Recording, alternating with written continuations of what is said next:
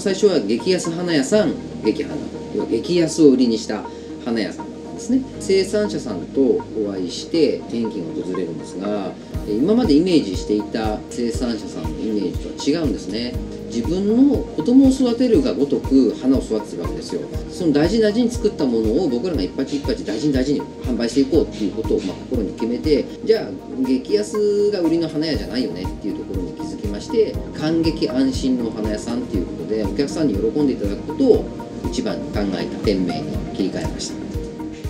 激花感激安心のお花屋さんは産地直送モデルを採用する花屋さん。店長の古谷聡さんは大学卒業後就職、その後脱サラをして花屋を立ち上げました。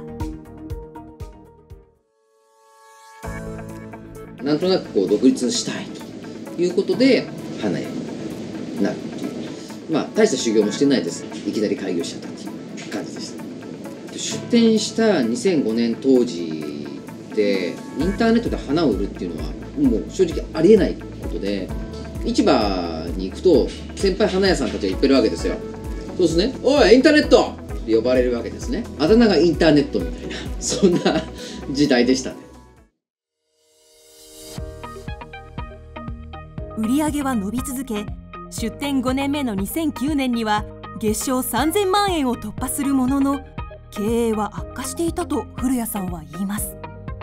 このまま潰れるわけにもいかないので、なんとかしなきゃいけないということで、ビジネスモデルを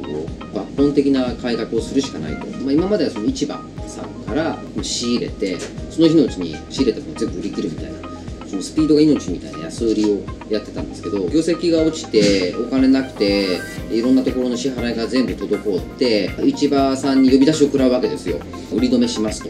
いう話になっていくんですけど、その時にそこの市場の社長に教わった言葉が三方よしだったんです。売り手よし、買い手よし、世間よし、三方が得をしなければ商売というのは継続していくことができないんだよと。産直モデルを始めたことで商売の在り方、そしてやり方に変化が現れたと古谷さんは言います。今まで1000円で売れたものが3000円になっちゃうわけですよ。楽天最高値みたいな状態で販売をしていかなきゃいけないわけですね。他のお店の商品と何が違うのか、どう違うのかっていうことを説明しなきゃいけないし、より一層その商品に対しての魅力っていうものを引き出す必要があるので、早い話がことを売らないと物が売れなかった。割高でも納得してお客さんに買っていただきたい、喜んで買っていただきたいということで、生産者さんのことをページで書いたりとか、あとは商品の育て方であったりとか、魅力であったりとか、楽しみ方っていうのを提供するように商品ページの中でも工夫しましたし、例えば水仙の球根メルマガとページと連動させて今販売はしてるんですけど、メルマガではなぜ水仙の香りを嗅ぐと夫婦喧嘩が終わりを告げるのかというメルマガを書きまして、それが僕の中ではことを売るっていうことだと思っています。レビューを見ていると、高いけど買ってよかったですっていうレビューがちょいちょい入ってくるんですね。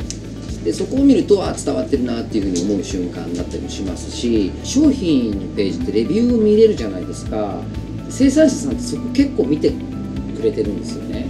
でお客さんからすごくいいのが届きましたとか楽しみですとかっていうレビューが入ることによって、生産者さんってお客さんとつながることが間接的だけど可能になるんですよね。あとは年に1回激花カンファレンスって言ってみんなで集まる、その時に1年間たまったレビューとか、あとはうちに来た喜びのメールであったりとかを全部プリントアウトしてお渡しする機会を設けてたりとか。古谷さんは生産者さんのもとを定期的に訪れ、花の出来栄えを確認したり、新商品開発のための話し合いをしたりしています。これとかめっちゃすごいじゃん。これこれなんて絶対楽しいと思うんです。そうもうだって花に書いてあるじゃん楽しいって。